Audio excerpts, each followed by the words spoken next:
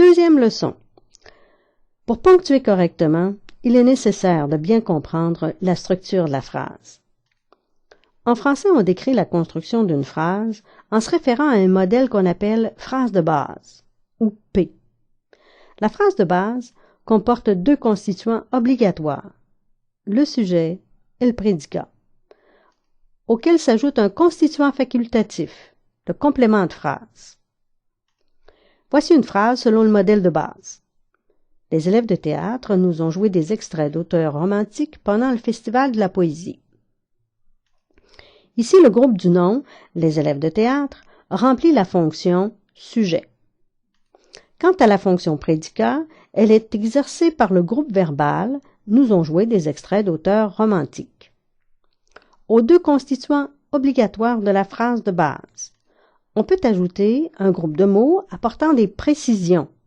On apprend que tout cela s'est passé pendant le Festival de la poésie. C'est ce qu'on appelle le complément de phrase ou CP. À l'aide du même exemple, voyons comment procéder pour repérer chacun des constituants. Tout d'abord, trouvons le verbe conjugué à un mode personnel, ce qui exclut les verbes à l'infinitif et au participe présent. Ont joué. Repérons maintenant le sujet. Pour le trouver, on pose la question « qui est-ce qui » ou « qu'est-ce qui » avant le verbe. Qui est-ce qui ont joué? Et l'on répond à cette question en encadrant le groupe sujet par « c'est qui » ou « ce sont qui ». Qui est-ce qui ont joué? Ce sont les élèves de théâtre qui ont joué. On peut remplacer ce groupe de mots par le pronom « ils ». Ils ont joué. Ensuite, cherchons le complément de phrase ou CP.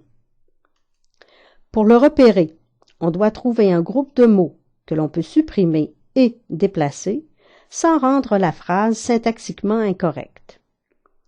Est-ce que l'on peut supprimer le « nous » ?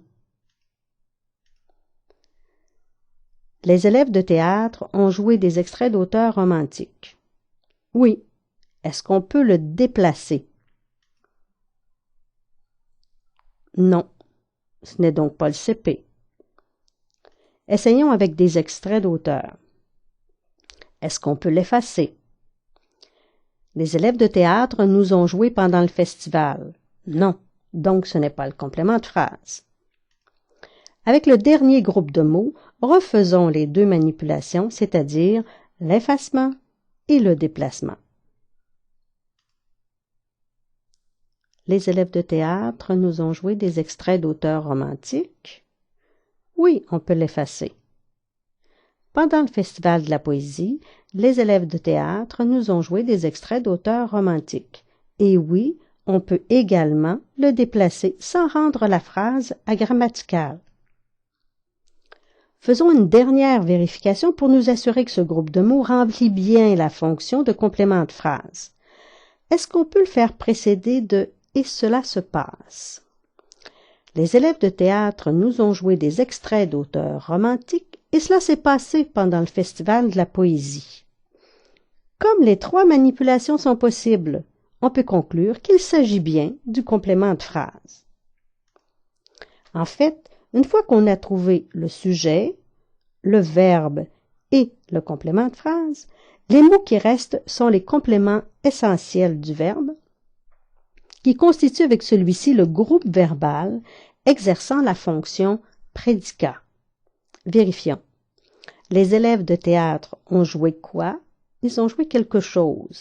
Des extraits d'auteurs romantiques. Complément direct. Les élèves de théâtre ont joué des extraits à qui? À nous. Complément indirect. Si les constituants de la phrase de base en français sont sujet, prédicat et complément de phrase, l'ordre habituel des groupes fonctionnels est groupe sujet, groupe verbal et groupe complément de phrase. Le groupe verbal étant constitué du verbe et de ses compléments essentiels, à savoir complément direct, complément indirect ou attribut. À l'aide d'une autre phrase, récapitulons la démarche d'analyse. Les élèves qui termineront leur cours de design en mai exposent leur projet de fin d'études dans l'espace Jeanne Vanasse. D'abord, on repère le verbe principal conjugué. Expose. Ensuite, le sujet en lien avec le verbe principal. Ce sont les élèves qui terminent leur cours de design en mai qui exposent. Finalement, le complément de phrase par rapport au verbe principal. Les élèves exposent et cela se passe dans l'espace Jeanne Vanasse. Et on reprend la même démarche avec chaque phrase subordonnée puisque les constituants d'une phrase sont toujours les mêmes.